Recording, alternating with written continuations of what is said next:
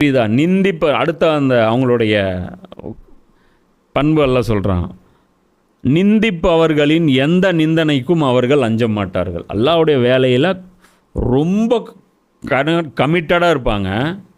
ஆனால் குறை சொல்கிறதுக்கு ஒரு கூட்டம் வரும், அதை அவங்க கேர் பண்ணவே மாட்டாங்க. இப்போ நான் கேட்குறேன், அல்லாஹ்வுடைய பாதையில் நம்ம விளங்கி வச்சுருக்கிறது வேறு, ஹஜ்ஜு, ஜக்காத்து, இந்த மாதிரி தொழுகை.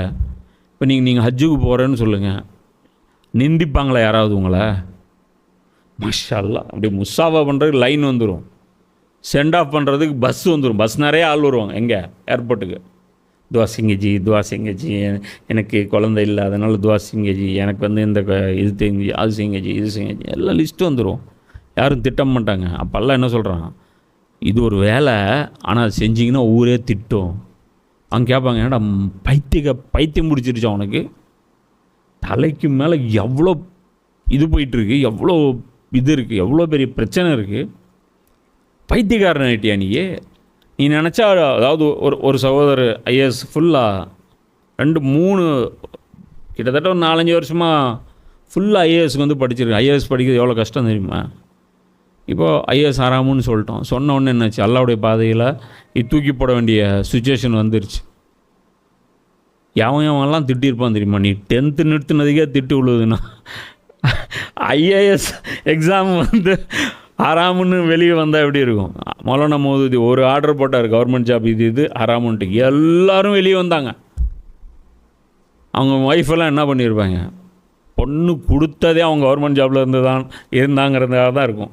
அவங்க மாமனார் என்ன பாரு, இந்த கிறுக்கெல்லாம் இப்படி பண்ணி தொலைவான்னு தெரிஞ்சா நான் பொண்ணே கொடுத்துருக்க மாட்டேன். ஜி உங்களுக்கு பைத்தியங்கி பிடிச்சிருச்சா ஜி?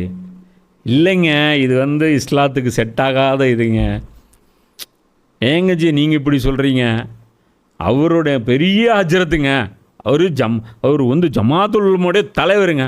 அவர் பையன் உங்கள் பக்கத்து ஆஃபீஸில் வேலை செய்கிறாரு, நீங்கள் என்ன போய் வேலை ஹராமுங்கிறீங்க, இப்படி சொல்லுவான். அப்போ அதுதான் சொல்கிறான், அதாவது அவன் செய்கிற வேலை பார்த்தா மற்றவனுக்கு கிறுக்க மாதிரி தெரியும். பொழைக்க தெரியாதவன் கிறுக்கன். என்னடா இல்லைங்க, புரியுதா? ஏன் இப்படி எனர்ஜி வேஸ்ட் பண்ணுற?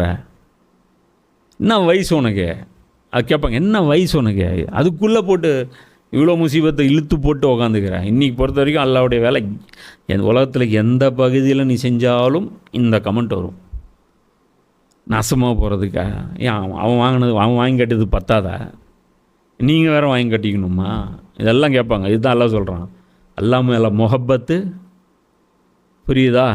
அல்லாஹ் மேலே முஹப்பத்து, சக தோழர்களிடம் ஃப்ளெக்சிபிலிட்டி, புரியுதா? 2 பேருக்கு சாப்பாட்டுக்கு காசு கொடுத்தாங்க, ஒரு தீனுடைய வேலை. அவன் பயங்கரமாக 1ஆம் நம்பர் தீனு போட்டான். நீ என்ன பண்ணுறது? அவனே சாப்பிட்டாங்கனால திரும்பி வந்தார். எப்படிங்க வேலை சரி? அதெல்லாம் கேரே பண்ணக்கூடாது. சாப்பாடு இல்லையா? ஒன்றும் பிரச்சனை இல்லை. தூக்கம் இல்லையா? ஒன்றும் பிரச்சனை இல்லை. முடிஞ்ச வரைக்கும் செய்வோம். இதுதான் அது கடைசியாக என்ன, அல்லாஹ்வுடைய, அதாவது அந்த நிந்திப்பவர்கள் ஒரு பெரிய கூட்டம் வரும். ஏடா 10th +2 இவ்வளோ மார்க் வாங்கிட்டு இன்னும் நீ என்ட்ரன்ஸ் எக்ஸாம் ட்ரை பண்ணாமல் இருக்க, என்ன பண்ண போகிற? இல்லைங்க, நான் வந்து என் வாழ்க்கையில் வந்து இப்படி பண்ண போகிறேன். ஏன்னா இன்றைக்கி இருக்க ரொட்டீன் லைஃப் இருக்குல்ல, அந்த ரொட்டீன் லைஃப்பில் நீ தீனுக்குன்னு ஒரு டைம் வந்து ஒரு விண்டோ உருவாக்க முடியாது. நீயே புலம்புறியா, காலையில் போகிறேன் நைட்டு வரேன் அப்படின்ட்டு?